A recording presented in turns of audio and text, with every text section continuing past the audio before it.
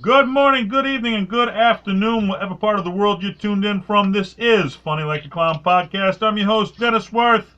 March 30th, 2021. This is episode 104. As always, today's episode is brought to you by G Vegas Buffalo Sauce. For the spicy, sweet, savory taste of game time, there's only one G Vegas available at www.gvegas.webs.com. Grab yourself some buffalo sauce. We don't only do buffalo sauce, we do comedy here. And on the phone, I have a guy who has been touring, doing a tour called Being Robin. It's a tribute to the late, great Robin Williams. And he also has in the works a movie of the same name, Roger Kabler. Welcome to the show. Thank you, Dennis. How are you? I am fantastic. How you doing? How you doing? How am I doing? How you doing? You want to start with Carol? Just right away. Forget about it. We're going back to the New York style there. What are we doing here? Hey. Well, we got to start at the beginning. Let's start way back. How did you get started doing a tribute to Robin? Well, there we were. I was in my tattered Columbo jack going, why is somebody calling me now? Oh, it's my sister. Never mind. We'll be interrupted for a brief moment while my phone explodes. Hold on. Okay. You back? Nope. My phone is exploding. Why? Because I didn't tell anybody to leave me alone. That's why? They didn't know you were on the podcast. I always felt like I was kind of a dull kid. And my father would look up and go, ugh, which meant I was either very spacey or I just didn't get it, whatever he was talking about. Uh-huh. And I felt if I was quiet and introspective, people would go, what's wrong with you? What? What's wrong? I got tired of that, so I just started talking and I haven't stopped. That's the psychology of it. That's how you got started in the comedy world. Do you Okay. have more questions? I just So thought it was easier to get along with bullies, for one thing, if I made them laugh instead of getting my ass kicked. Like Hey. so many comedians. You Well- find a better way to survive. I'm not much of a fighter, and it's easier when girls laugh. To break the ice, you say something funny, and, you know, it Sure. all comes from fear, desperate fear, the fear of loneliness, the fear of rejection and exclusion. And, why don't you tell them about your penis? Way to get no, over your... No. All right, go ahead. Well, but I mean, why do you do what you do? I mean, I know you were a successful comedian before you started doing the tribute to Robin. What made you choose to do the tribute to Robin? You mean before I started the incredible journey of cocaine? Sure. Well, yeah, I mean, I've always done impressions since I was a kid. Okay. My father dragged me into the living room to watch the Copycats, with Rich Little and Frank Gorshin. And I'm the only person who does Rich Little. You start with Jimmy Stewart, and there's a little John Wayne in there, and a little Carol Channing, and there's Rich Little, and it's those were my heroes. Frank Gorshin was brilliant, and I wanted to be like that, so I was doing Richard Nixon, and then I started doing Columbo. Am I bothering you, Mommy?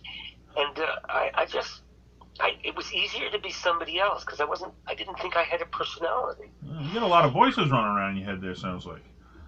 Mostly I'm doing horse today. Yeah, I do, and I first time I saw Robin Williams, I really, really identified with him. And this is what the movie's about, Being Robin. I decided to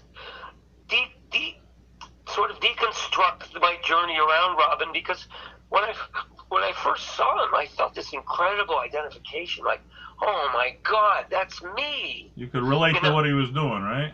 Well, I was 17, and I was like, that's me. He took my act. I mean, I was just pothead I didn't have an act, but if I had an act, that was it.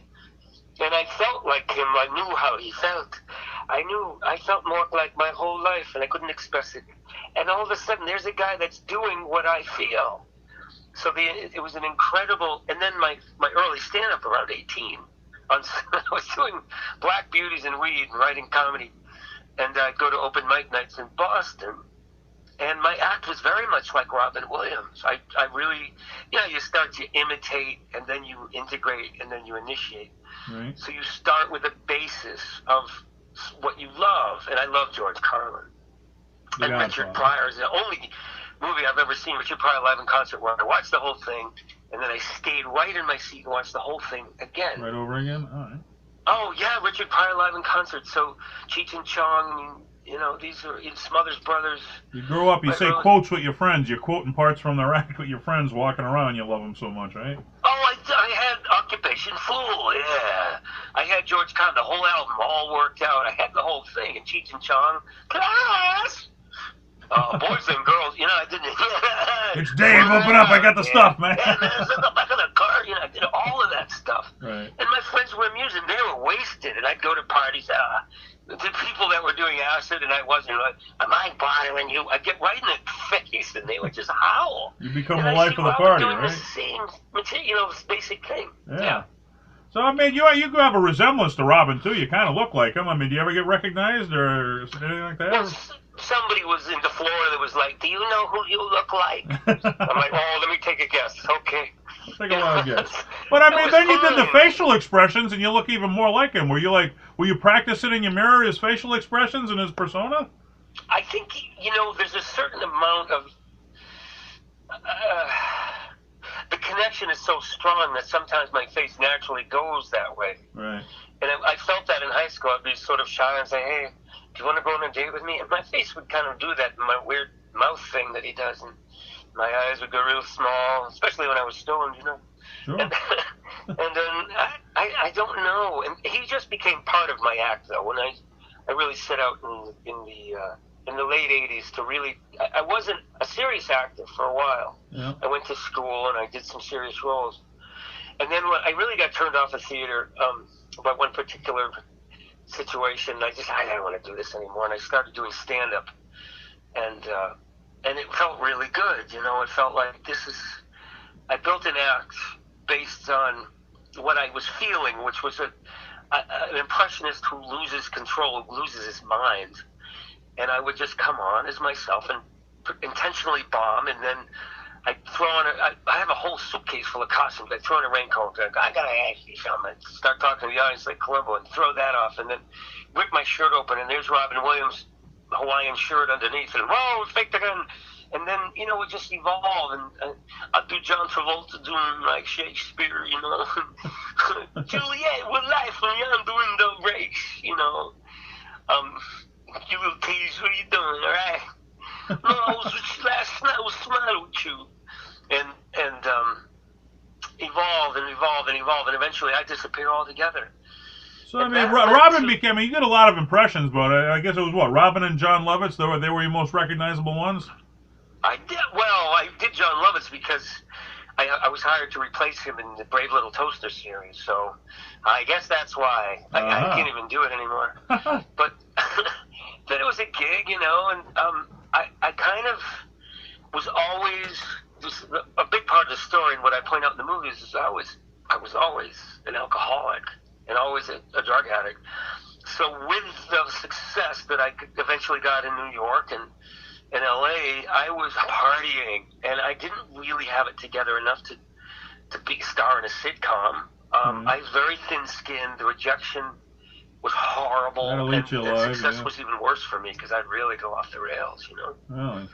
Well, I know, like Andrew Dice Clay, I know he didn't start out being the Dice Man. It was just a character he did, and the fans loved it so much it became his whole act. Was it like that with you at Robin? The fans just loved you, Robin, so much it became your act, or? No, I never really highlighted Robin until he died.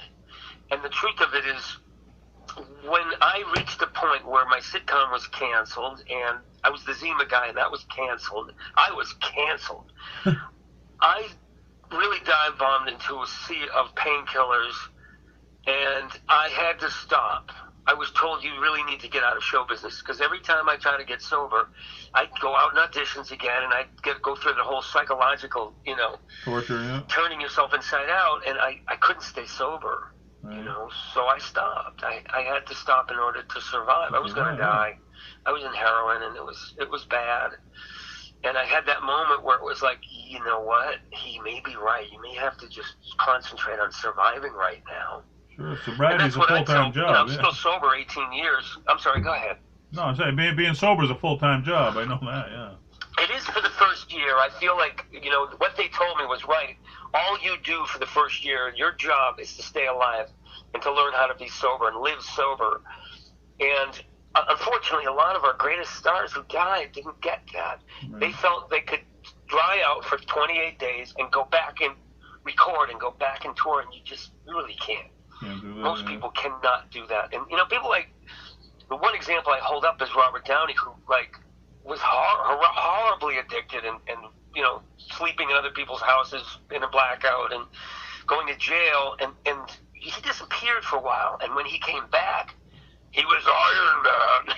He beat it, yeah. He he beat it. stayed because he took some time to learn how to live and just cope with a fatal disease and cope with your own psychology, where we didn't have tools before, Yeah. So I'm not pointing to any particular group, 12-step program, but a combination of spiritual awakening and some structure, and getting out of show business was just so toxic. So I just started painting. I got a job finishing furniture, faux finishing houses, and I worked with my hands for the first year. And then I started painting pictures, and I just loved it. And I say in the movie, this painting saved my life because I had something else to do. That's what you go to now. Instead of the drugs, you go to painting, right?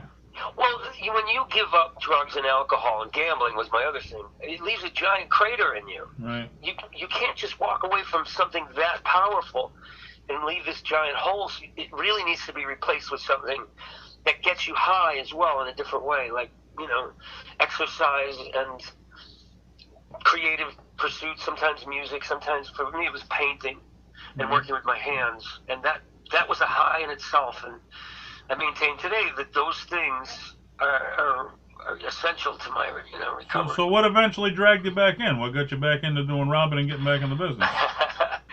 A guy named Barry Katz. So I had been sober for... The Ding Ho, I remember him. What's that? The Ding Ho in Boston, he ran that, I remember.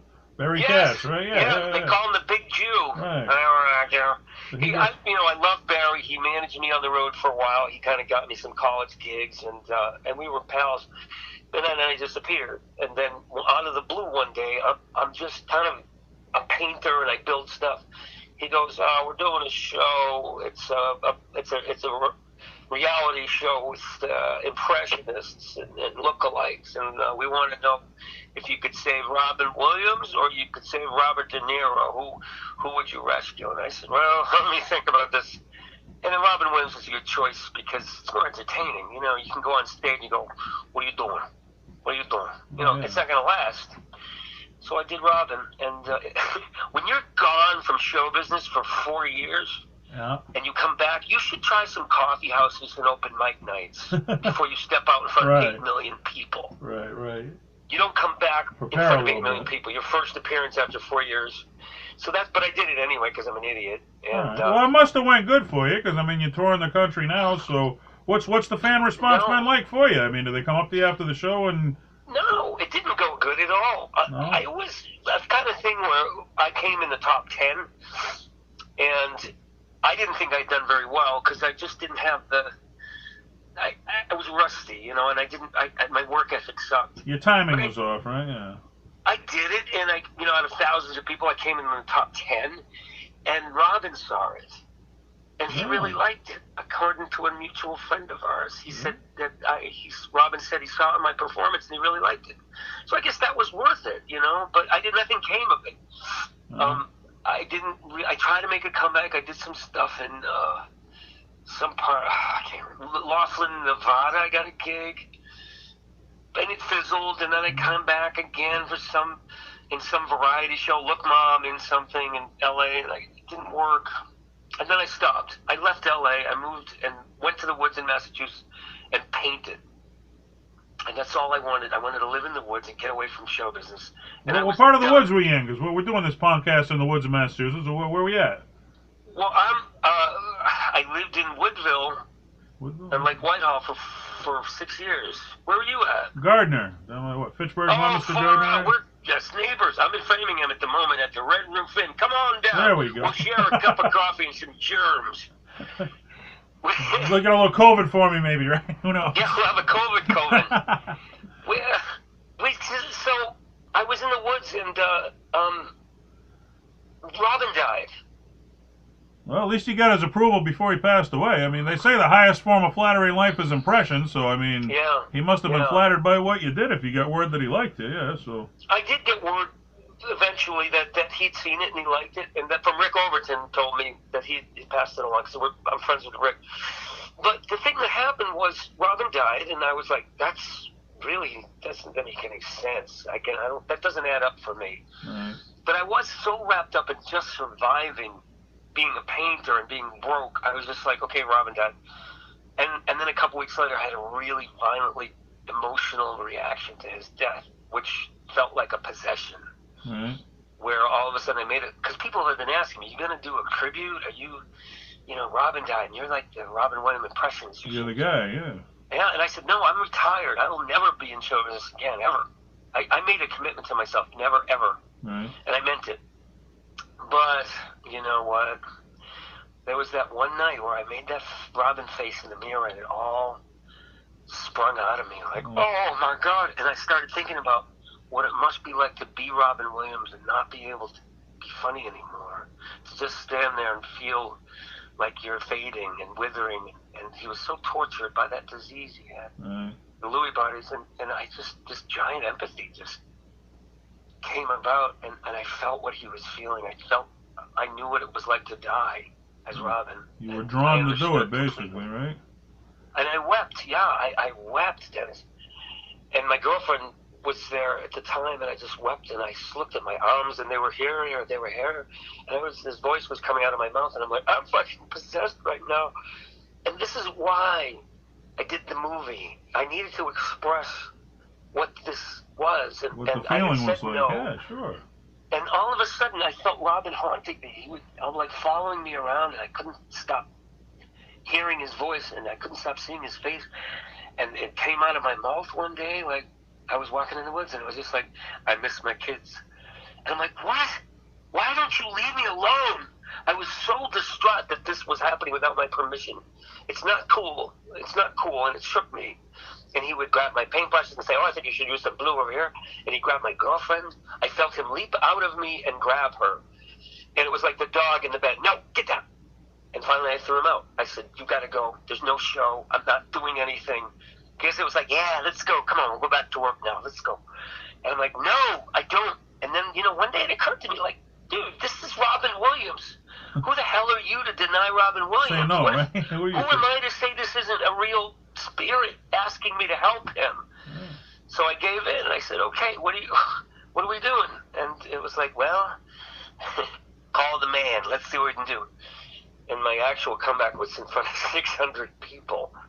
How did that go? At a casino in California. That was the first Robin tribute, and I just felt him go wild, like the genie was finally freed. Well, what was the fan response for you that night?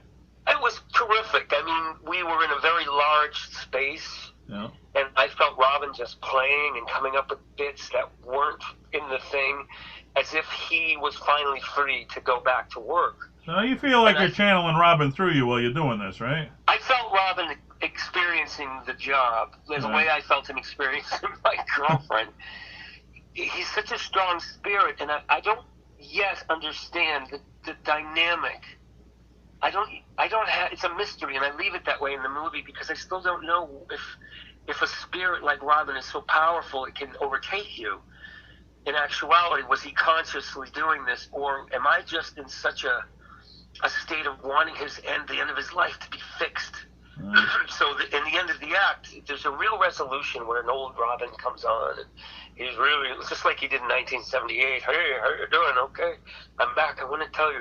And he says this sort of philosophical love thing, and it's a much better ending. There's a rousing ovation, and people feel Robin, and they've told me that, and they've cried. They say, I feel Robin in the room. I don't know how you did it. I'm like, I just get out of the way and let him do his job. And I don't explain it. It's just, that's what I worked hard to it's to who you are now, right? Yeah. To just get out of the way. I'm in the way. It doesn't work. It's just a bad guy, and it's a guy in a bad wig. Well, trick or treat, Obviously, the people are liking what you do, because, I mean, if show 1 doesn't go good, there is no show 2. So, I mean, if people are still coming out there enjoying what you're doing, but I noticed online, like, if people either, like, they love what you're doing or they hate what you're doing, but, like, the people who want to hate on it, they won't even give it a chance, they'll just hate just hearing the idea before they actually give you a chance, which, I mean...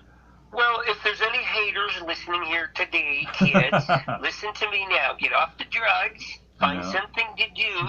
And no, really, I feel like they should know that this was not my choice.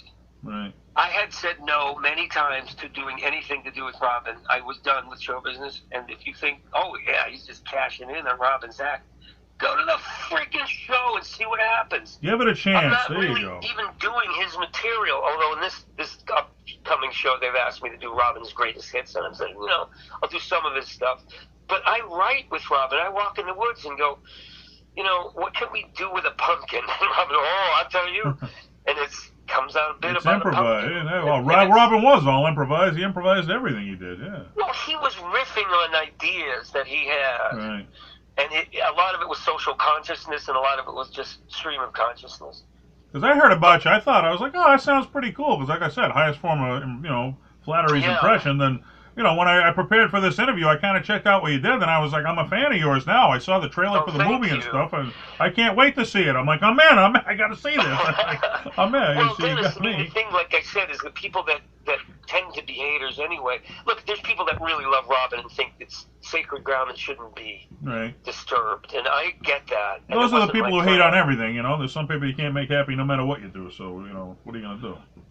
Well, it's a tough, I have to give people we have to let people feel what they're going to feel, and in some ways I understand that. It is sacred ground, and I don't imagine that I can do anything near what Robin does, but I try my freaking best. Yeah, you're paying tribute. You're not trying to be Robin, you're trying to pay tribute, right? What's that? I say you're not trying to be Robin, you're just trying to pay tribute, right? There's a big difference. No, I'm trying to be Robin. Yeah, you're trying to be Robin. You can't hold it. All right. Look, if there is something supernatural about it, there's a process. Yeah. It's like one day I felt Robin say, hey, you got to get out of the way now. Okay, I got to work. I'm like, oh, man, I'm fighting with this guy. One time we were rehearsing. I said, Robin, you want to rehearse? Because I rehearse in the woods around Lake Whitehall. And I said, you want to start rehearsing? He goes, yeah, I'll take it from here. And I'm like, what do you mean? Oh, no, I got it. You just watch. And I was like, wait a minute. I'm not having dissociative disorder, which means I split off. I could be very aware, but this was coming out of my mouth in some weird fashion. Robin was saying to me, you have to get out of the way and let me work. And as soon as I said, okay, I'll just follow, I watched my body and my voice and my face and my brain all purely crystallize Robin in the next 20 minutes just riffing. And I was just following along like a little kid watching. And I recognize that when I get out of the way, I'm a channel. I just am allowing that spirit to go through me and do what he does. And I don't try to control it. And that's why I get into trouble. You have a moment, yeah. So, no, I had Bill Kirchenbauer I had on the podcast, and he actually said that he got you going. So how does he fit in the whole picture? Yeah. Oh, well, he's the one that called and said, hey, you want to do a tribute? And I said, no, I don't. That's like the last thing I want to do. I'm never going to be in show business again. And then when I had this sort of haunting going on, I said, Bill, I think we need to do something. I called him back and I said, I think it's time we do something. Well, good thing you did, because I was doing so he actually owns the show. It's Legends of Comedy Production. He's the owner, and I'm his monkey. Yeah, well, I had Screaming Sam. He was a Sam Kinison impersonator on, and I guess Bill got him going too. I guess he had a bunch of you guys there. He was doing the whole act going on. So now you mentioned you saw Robin live, right? You've seen him live. You saw him live before he passed. How many times did you see him live? Who, Bill or Sam? Sam. I never saw. No, I mean Robin. Robin. How many times did you see Robin live before you? Once. I saw Robin on the Michael Kleintime show, which was a talk show at the time, probably 1991, and somehow I got back in the audience, and that was the only time I ever actually had a brush with Robin. Yeah. He was miraculous to watch in person. It was like, what did I just see? It was so fast and so sharp, and what I noticed and what I still notice about him is something would pop into his head, it would flip into some sort of an observation, and it would manifest in his body. He was such a great mime. Right. And then you would see it for a brief. He did it in flashes. You would see a flash of what he was thinking, and with a gesture or a posture or a face or a voice, and all of a sudden a whole play was invented in front of you, and suddenly it was gone, and he moved on to something else. Right. And when I try to harness that process, it's really hard. But anyway, to answer your question, I saw him live one time. I was walking back into the theater, and he was walking out. And I had opened the door, and I was standing right there, and I said, "Oh, bravo!" And he goes, "Hey!" And that's the extent of our actual communication. Well, at least you got to meet him. It's better than nothing, yeah. Yeah, but he was aware of me, and that was cool. That Even more than his comedy career, I mean, his movie career was even bigger than I think his comedy career. Do you got a favorite movie of his that you like to watch, or what's your favorite Robin Williams movie? Well, Fisher King, I think, is his best work. And I'm moved by it more than anything he's done. I think I really love what he did in The Genie, and I modeled my experience after that. This idea of being trapped and then freed and going wild is what I see Robin as. Right. In my show and in the movie. But Fisher King, there's something so feral about him. He's a street character, and he's very severely damaged, and he's created an alternative person. It's a very deep movie, yeah. And he starts to get well, and I see the evolution of a man falling in love with a woman, Amanda Plummer, and I'm very moved by what he did with her. And I mean, there's other stuff he did that I really just kind of enjoy, like Guilty Pleasure. Oh, and 1 Hour Photo, I think it was fantastic. Popeye, I thought, when I was a kid, I saw Popeye. That was his first one, first movie. It was a classic, a cult classic now. Well, Popeye was interesting, but I thought he did it better than anybody could do. Mork and Mindy was great. Were you a fan of that? That was my next question. Were you a fan of the Mork and Mindy show? Oh, big time, yeah, because there he was being free, and I think any performer, any human being wants to free their spirit and let their spirit soar, and here was this guy that was just playing, and as an actor, that's such a valuable thing, just go play, let your inner child run free, and that's what he did, and that's what I admired so much, and he did it in Mork and Mindy. Yeah, well, I guess one of the more popular ones is Mrs. Doubtfire. That's one of my other favorite ones because I went through a bitter custody battle. I know about you. You got to dress up as a woman to spend time with your kids. I could so relate to that movie. That's what the courts put you through. So that's one of my all-time favorites. Did you have to go through that? Oh, I did. I could relate to every part of that. I went through a bitter custody battle over my kid. It was bad, but I'm sorry to hear that. Well, he made me laugh about it. That's what Robin did. He made you laugh about the pain in your life through his movies. So it was good. He put out a movie like that. Yeah. He did that. I can't say Mrs. Doubtfire was one of my favorites. Right. I think, but he did excellent work. And what do you relate to in life? Yeah. So let's talk about before you started doing the Robin thing. You were the Coors Light Zima guy, or what was that? Well, yeah, that's kind of a fun story too because I had been doing. I did the Carol Burnett show in 1991, which was the last incarnation of her show, her variety show. All-time legend. It had Tim Conway. It had a bunch of kind of unknown people like myself supporting. And I didn't get to do that much on that show because I was a very nervous performer with her. I did one scene with her, and they were like, "Okay, you're done.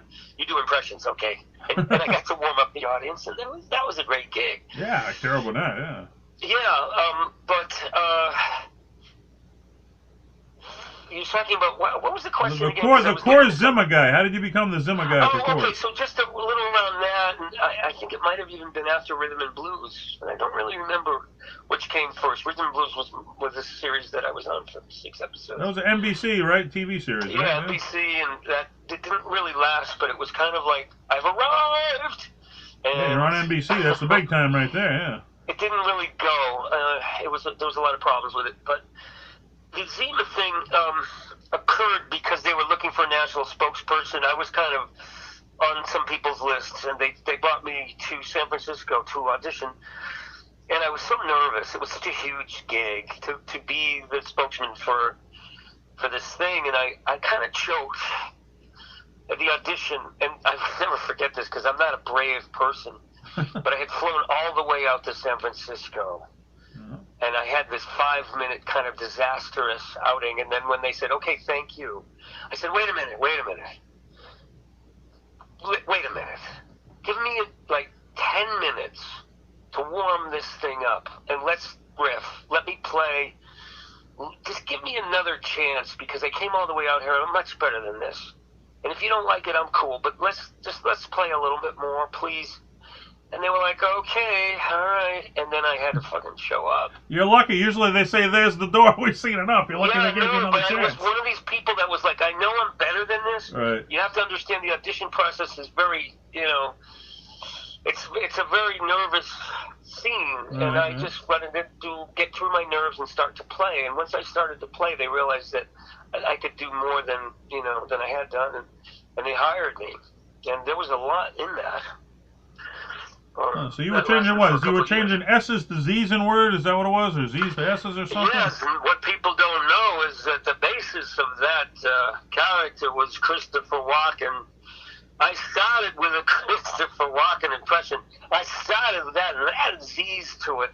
So it was a little bit sort of like a salesman with a slight Christopher Walken riff, sort of, not riff, but, pink share.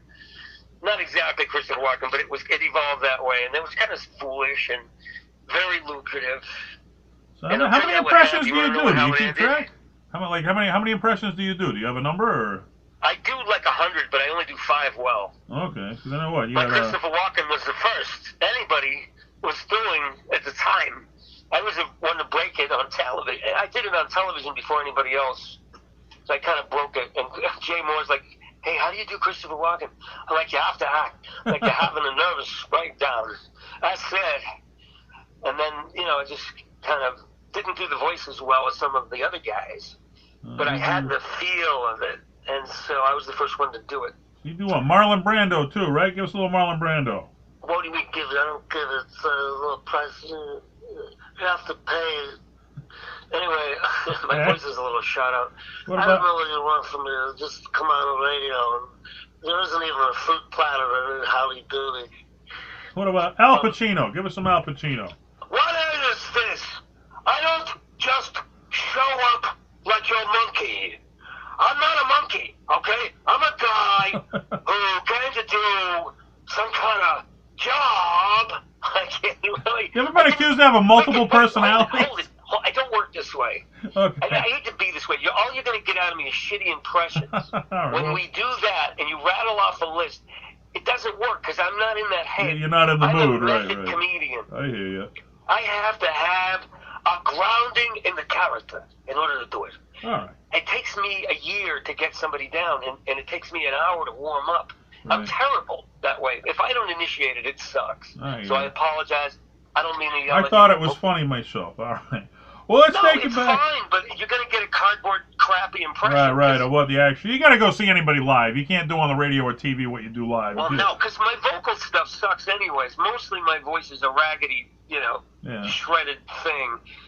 I depend heavily on facial and physical and behavior. And if I'm in a head and I can visualize Marlon Brando and suddenly it feels like I'm doing things and I can really identify and stop. Get into the moment. But it takes me a minute. And I don't respond well to, okay, now do this one. Right. It doesn't work. I don't know. It never did. I was never much You got to feel the moment, right? If I'm putting you in the moment, you don't feel it. If you're feeling it, then it's a whole different thing, right? Yeah. It's not your fault. I try not to be, right. Well, let's take us back to the 80s here. All right, let's take us back to the 80s here. I know the kids of today, they don't know how big of a station MTV was back in the day. I mean, if you turn it in now, but that was the station back in the day. They had a popular show called Remote Control, and you were on it. So tell us, how did you get that gig? Yeah. Oh, I didn't tell you how the Zenith thing ended, though. Let me get back to that for a second, because that's a real interesting story. Because that was kind of like I said, I was still drinking at the time, but before I got sober. And I was waiting to hear from the Zima people about whether we were going to renew the contract. And we had asked them, are we going to have... And the next contract was worth $500,000. A big chunk. I know, and I'm like, oh, there's our house, and I'm waiting, and I'm like, oh, please. And we didn't hear from them. And one day I'm doing my stand-up act in Rochester, New York, and I'm on with a guy named Brother Wheeze. And somebody calls in and says, "Hey, Zima guy, you know you're fired?" I'm like, "What are you talking about?" He goes, "Yeah, it says it on the new bottle. Good news, we dumped the character with the hat." Oh, I'm wow. like, That's how you found out you were fired? What? That's how you found out you were fired? I was talking on the radio in front of thousands of people. I was publicly humiliated. Wow. That's how I found out I was no longer the Zima guy. I said, "Wait a minute, let's go get a six-pack and see for ourselves." So somebody goes and gets the six-pack. They bring it back to the studio, and it's clear, so you can see the inside. And in the inside of the label, it says, "Good news, we dumped the character with the hat." Like, I didn't make this stuff in my bathtub. It's not, I wasn't the problem. Okay? They try to blame shitty product on me. Right? Yeah. So I don't blame them, but I don't know what to do. I'm really embarrassed. They could have had the courtesy to call and tell you at least. What's that? They could have had the courtesy to call you and tell you at least. That's how you got to find out, by reading the... necessarily don't give a crap. What the hell? But they didn't tell me, and it was about the ad agency not declaring the status of my situation, so I didn't know until I found out that way. But what I did was so self-destructive, it didn't matter. Because I started drinking Zimas on the air, and I started saying insulting things about the product. Boy. And I'm the spokesman. There's no going back after that. And I'm saying, like, one zip and you want to commit suicide. And I'm just, like, going off. Because I'm pissed and I'm hurt. Right. And I'm drunk. And I'm stupid. So you blew your $500,000 there. Well, you weren't going to get it anyway, so you might as well go out in style, right? Well, not only wasn't I getting $500,000, but I might have had to settle some pretty heavy. Might have got sued, right? You got to worry about that. So they wrote me a nice little letter, the legal department over at Coors, and said, "You must cease and desist from anything negative about our product. Don't forget, you are the spokesman." But, you know, this came on the heels of, I was working with Bronson Pinchot. We were doing a comedy duo thing.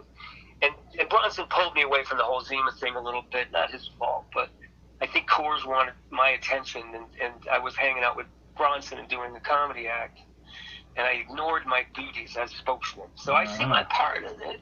Okay. I don't blame them. You take responsibility, okay. Right. So you want to talk about remote control? Remote control, how'd you get that gig? Well, I was one of the people that was being noticed at the time in New York. There was, you know, in the comedy scene in the late 80s, and they were doing this remote control thing, and Dennis Leary and was on it, and Colin Quinn and Adam Sandler did some stuff on it, and Boston they pulled guys. me in to do impressions, you know. Okay. And I was like, this is my first job on TV, and I felt so elated. But then Colin Quinn's like, "Why'd you put Raj in a diaper?" And I was like, "No," because I thought this is my big chance to break out and do costumes and characters. So they put me in a diaper and made me Ken's Kids classics. I was Ken Ober's child, a grown man, hairy and overweight, in a diaper. So the only thing I could do was, in my creativity, as best I could, was I would load the diaper with props, like, you know, hats and glasses. I'd put a cigarette in the diaper. So when I go out to do the impression, you know, I'd be like doing a Jack Nicholson thing, and I'd have the hat and the glasses and how you doing, but I'd be in a diaper. And one day I pulled a cigarette out of my diaper and lit it, and Ken smacked it out of my mouth. Oh, boy. It was quite a gig. You were trying to improvise anyway. You did the best you could with what you were given, right? Yeah, I enjoyed when somebody threw me like that and slapped my face. I actually thought that was a gift. All right, so let's see. VH1 stand-up spotlight. You got on there. What happened there? That's a one-shot deal. That's just a spot. But that was the most played bit I ever did. People would stop me in the street and go, "Oh, you're that guy that did the Fat Marlon Brando thing." Okay, so what, was that just being popular on the scene? Is that how you got that gig, or? Well, just I was circulating with the other comics. There was a bunch of us that were prominent, and the people that I was with at that time, like I said, there was like Adam Sandler, Chris Rock, you guys you were hanging Jon out with, Stewart, right? Dennis Leary, you know, that gang, and I was going around with them in New York, and we had a blast. Those were the guys I was hanging out with. So you were on the next big thing. What is that? That's where they did the Robin Williams thing. Yeah, that was 40 years after I got sober. I think it must have been 2007, something like that. Okay, and you're actually on the Tonight Show too, right? I did the Tonight Show. That's the big time right there. I got a story about that. Well, Let's have it. I went on to sort of support the sitcom that I was on, Rhythm and Blues, and I went on one time with Jay Leno when he was going through all that stuff with Helen Kushnick, and he was kind of like, it was early in the 90s, and he was just starting out, and it wasn't great for anybody. But, you know, the sitcom I was on was failing, and they brought me back to plug the show again, and Ross Perot did 3 segments, and I got bumped. And I was going to open the stage door and storm onto the stage and just confront Ross as him and go, "What the hell are you doing? Taking on for 3 seconds? Don't you know there's people out here with dire sitcoms as a bitch?" And I didn't have the courage to do that. But I would have been very. That would have been a brave move. Yeah, I don't know if you would have got remembered or blackballed, one of the two. Shot by the secret security guys. Yeah. Because that's where we were at with that. He had Secret Service, and I think it would have made me look totally crazy, but it might have got made the papers. You don't know. It might have got remembered or blackball, one of the two. You'll never know. Who knows, you know, what we all would have did. You know what? Now that we're having this conversation, Dennis, you make me realize I'm glad I didn't do it, because people do crazy things for attention, and they get the reputation of being crazy instead of just talented or good at what they do. Stunts are what we're about now. Anything for attention. Well, I know when they do the comedy, when they do the Comedy Central roasts, they give you like a list of things you're not allowed to do, and some of the comics say they break the rules and do them anyway, and those are the ones that get remembered. So sometimes it does pay off to break the rules, you know. Yeah, but here's the question. This is a good discussion. Do you want to be remembered for some crazy thing you did, or do you want to be remembered because you're good at something? Yeah, right. I understand. Because courage is great. Right. But rules are good too. You know, and when we live in anarchy and chaos, it's not a secure thing. It's not what you want to be remembered for, right? Yeah. I want to be remembered for good work. For being talented, there you go. As an actor. What's that? Being talented, right? That's what you want to be remembered for, yeah.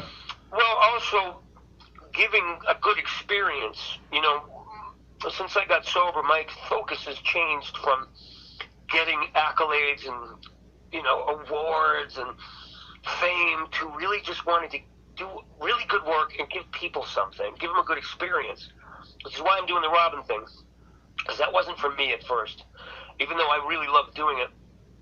It's good for me. Yeah. I want to give people something. I want to give Robin something. Give back. There you go.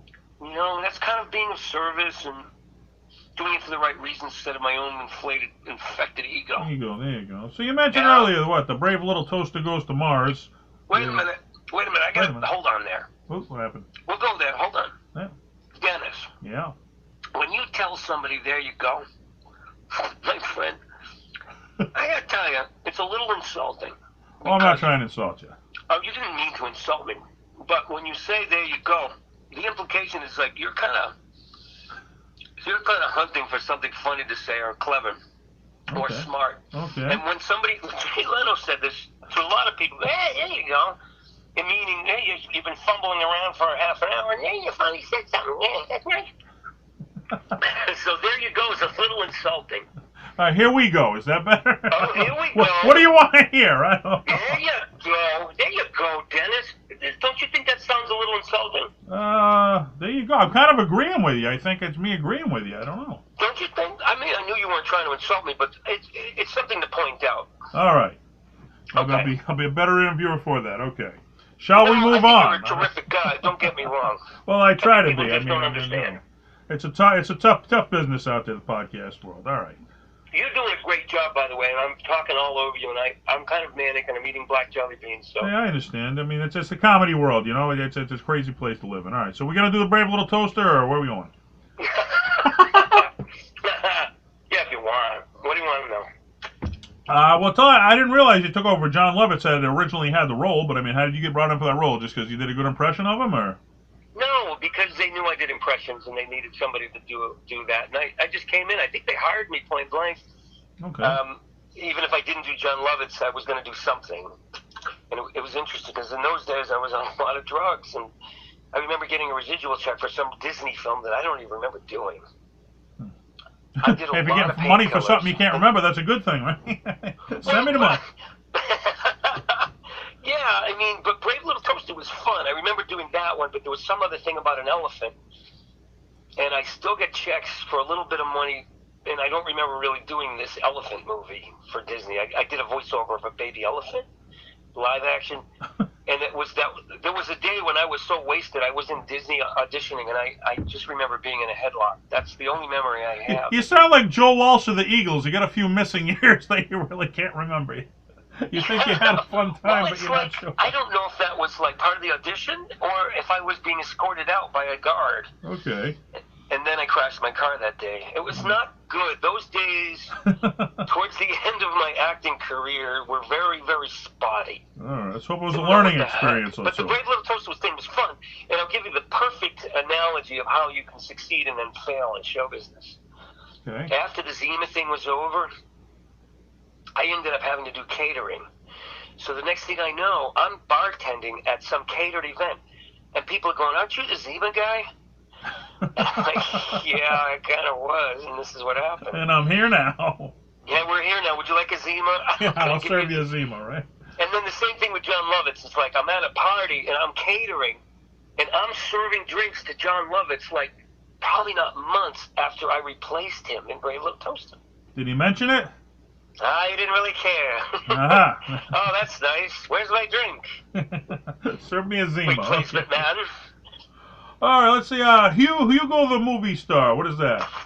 I don't know. I didn't do that. You didn't do that. Okay. You got some bad information there. Well, that's Wikipedia for you. You know, you never know what these kids are going to put in Wikipedia about Wikipedia you. You know? doesn't know what the hell. I never did know Hugo thing. They got me mixed up with. I think it might have had something to do with Bronson Pinchot, and they got us mixed up. Ah, That's my I guess. see. Yeah, well, you're hanging out with him. Okay. Saving Robin Williams in 2019. Ah. Uh-huh. Well, that was kind of cool. It was about a year and a half ago, and this guy, Lawrence Whitener, had written a screenplay, and he was all set to shoot it, and he lost this actor. And they were combing, YouTube looking for a guy, and they found me, and they called me, and I said, "I'd love to, but it's going to cost you because I don't do anything for free anymore." And it's not that I'm greedy, but if I got to fly down there and Sure. and I got to work, I got to learn a 40-page script or whatever it is. It's a short film, but it was like 25 to 40 pages. It's going to take me time. So they weren't going to pay a guy, but I said, "Please, I'll make it worth your while. Let's do this. It's a terrific script."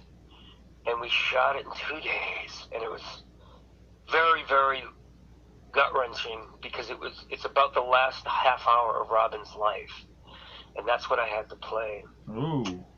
Yeah, and I'll tell you, the greatest acting lesson I've ever learned in my life came from that, and I attribute Robin Williams.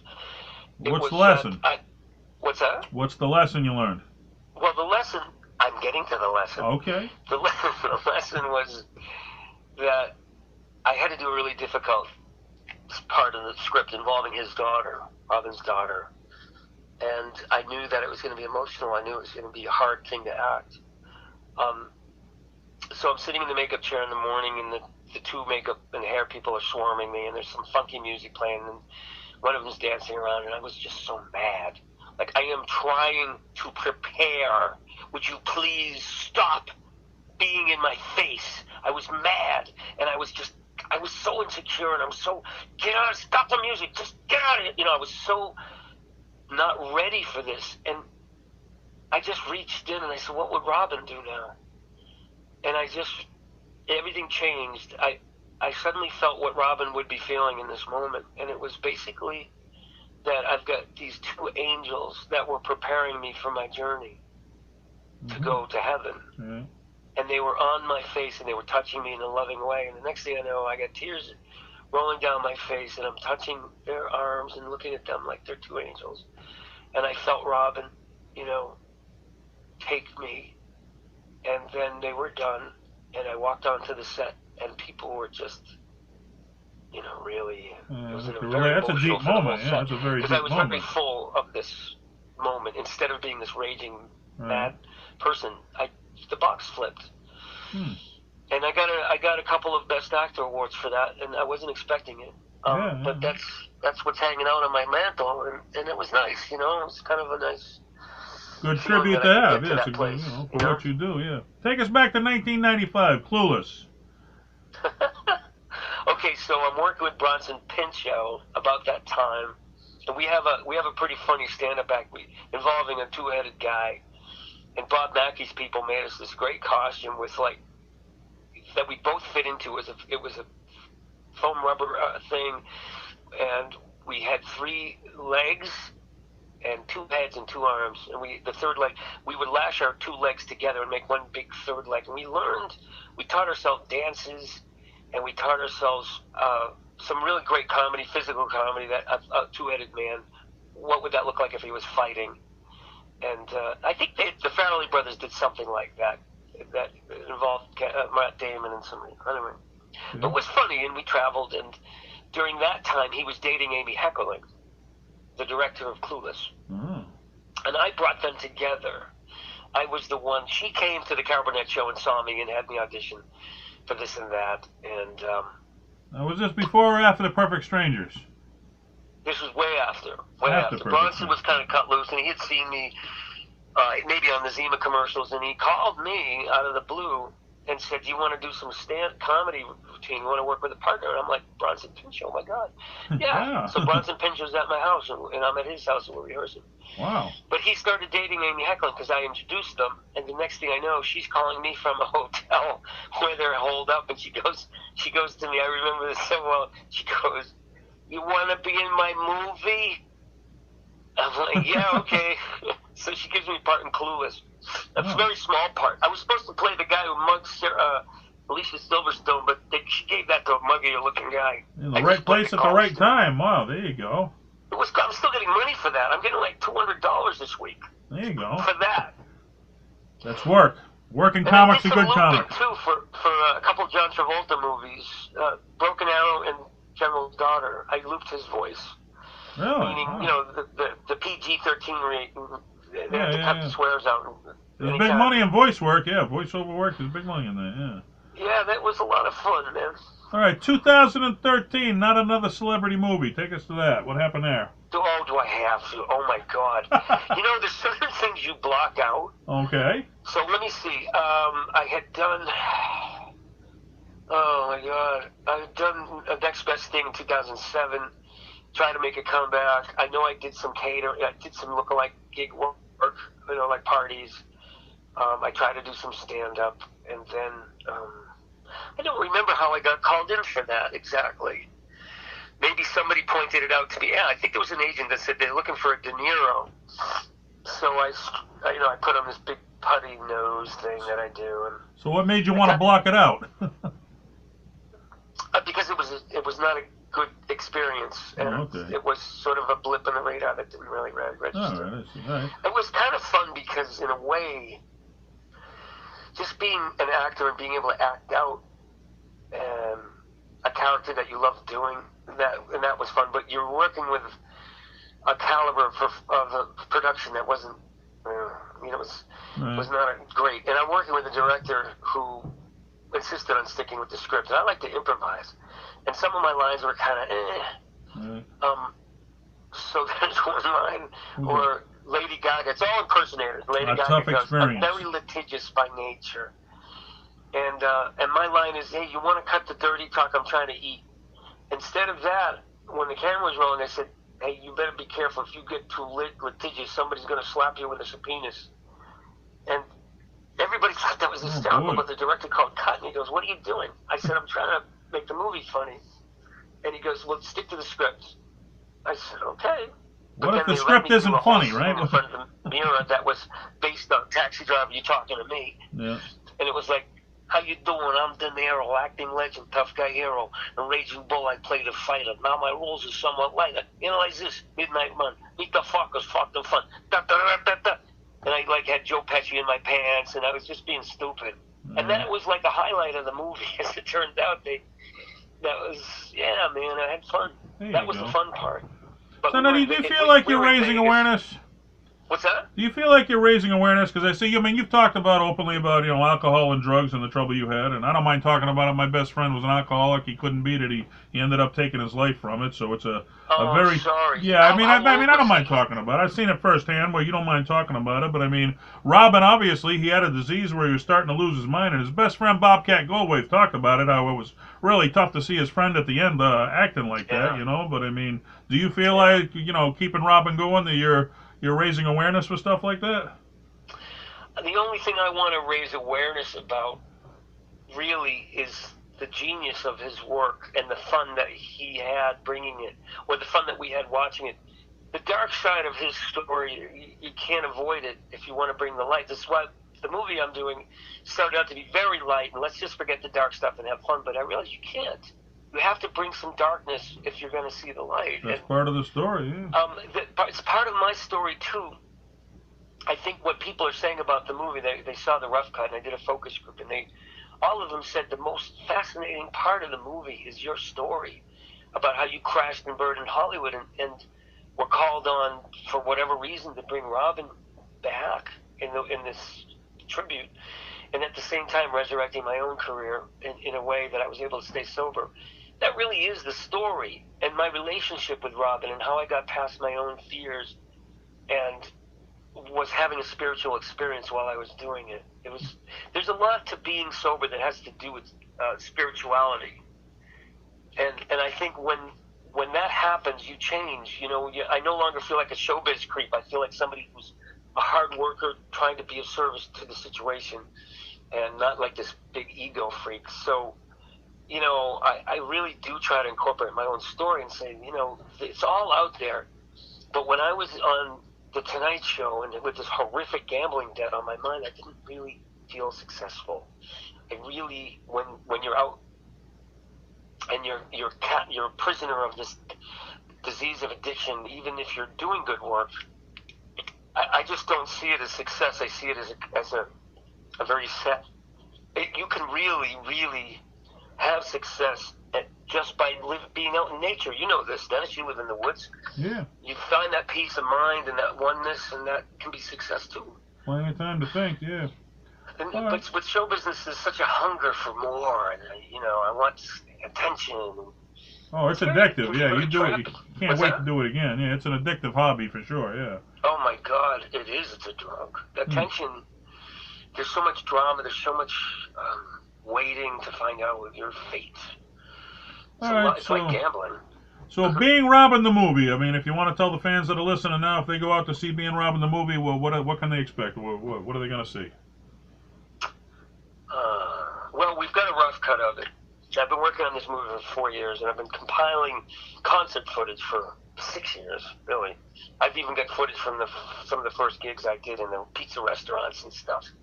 But what they can expect, it started out as a narrative of just a regular movie with a story, and it wasn't really coming together. I edited 20 minutes of it and showed it to people, and they were like, I just get some nice footage, but I don't really get it. So I recalibrated into more of a documentary feel with some fantasy in it, like dreams and things that wishful thinking things. And people are really responding to it. It's a haunting movie. It's funny. It's really got a good heart. It's very likable. And it's as true to my story as I could tell it. The fact of being a successful person in Hollywood and then losing all of that. And sort of there's a parallel between my story and Robin's. And then coming back in a really weird way by thinking maybe I'm possessed by Robin Williams and I need to do service to that.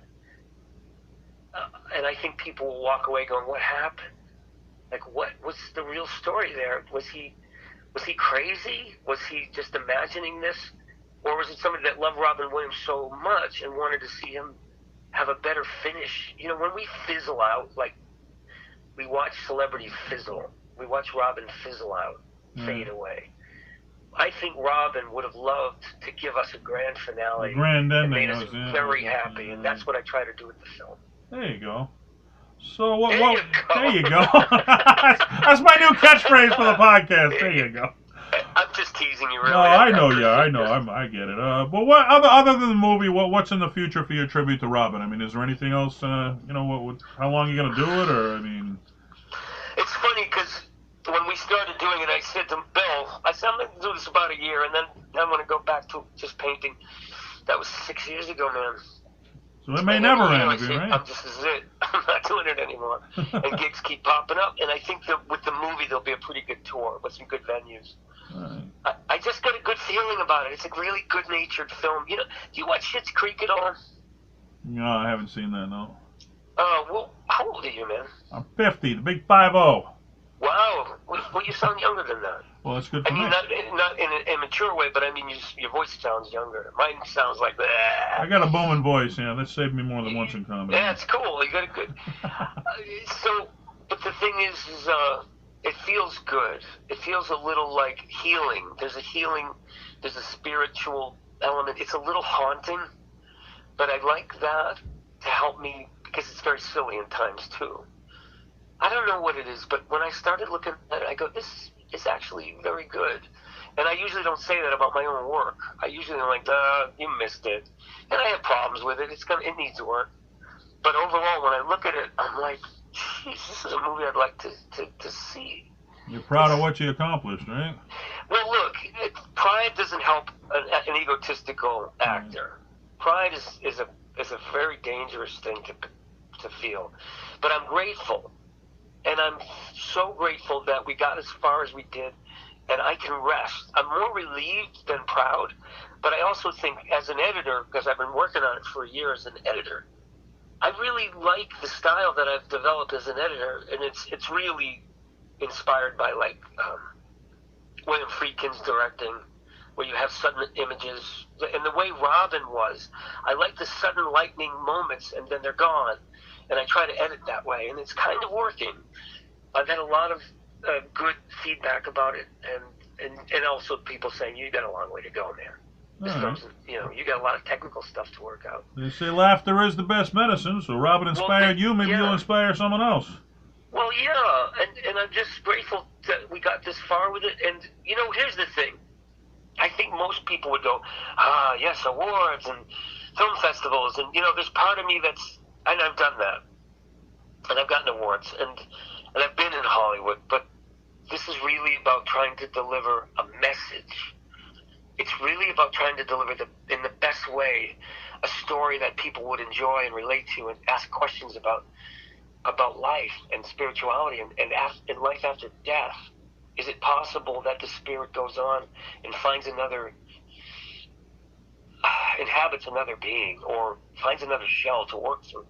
Because I do feel inhabited by Robin in some weird way. People are going to explore their own humanity watching it, right? And make them think about their own I think they will, mortality. and I think that the message that Robin delivers at the end is very humanitarian. It really is a message about love and cooperation and freeing your spirit, not suppressing your spirit. And it's ending in a very funny way. And so, but what you're not going to get is Field of Dreams. Like, you saw Field of Dreams, right, Dennis? Yeah, I saw that, yeah. Okay, so right off the bat, these are ghosts. Right. They come from the corn, they're ghosts, and they play ball. And it's touching.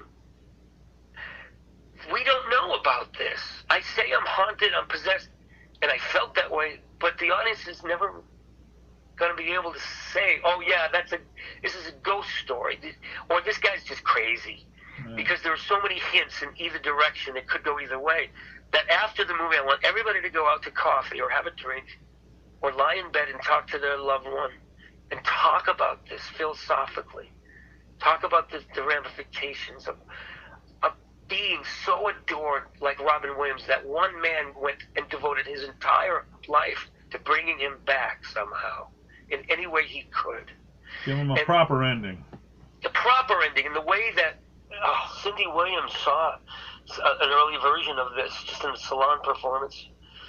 And she hugged me afterwards. She was Shirley and Laverne and Shirley, and she knew Robin. She was his friend. Yeah. And she said, I feel Robin. And I said, thank you. That was my job. Oh, that's high praise right there. If she's feeling Robin, and, other people go, oh, my God, that's spot on. What a great impression. You look just like him.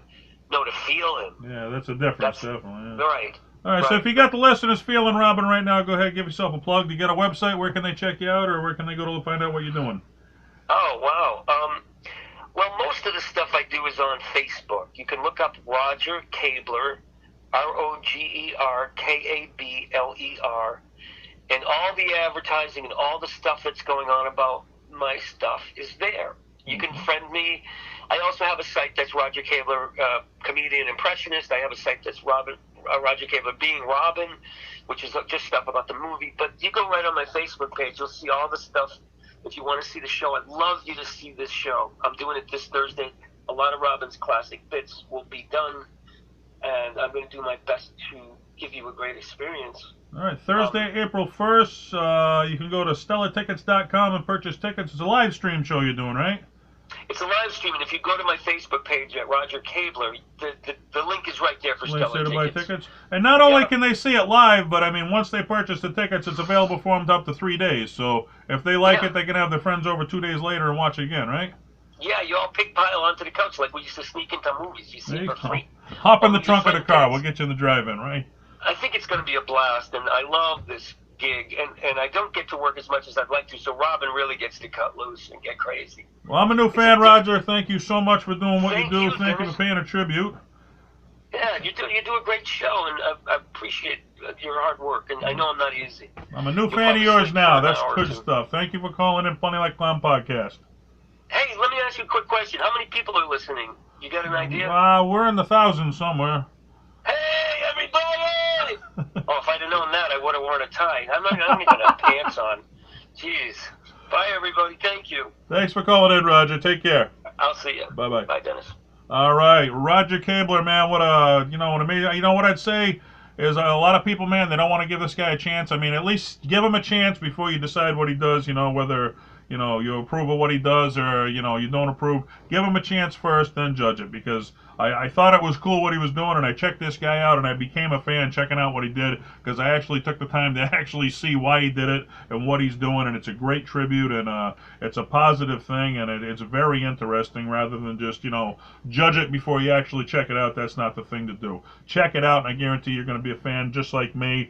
Roger Kabler, Robin being Robin, he got a movie coming out. He's on tour. Catch him. Catch me, Funny Like Clown Podcast. I'm your host, Dennis Wirth. Thank you guys for tuning in. Hopefully, he touched your spirit and you found out that laughter is the best medicine. So go out and tell somebody a joke until the next podcast, and hopefully we'll touch you again. Good night.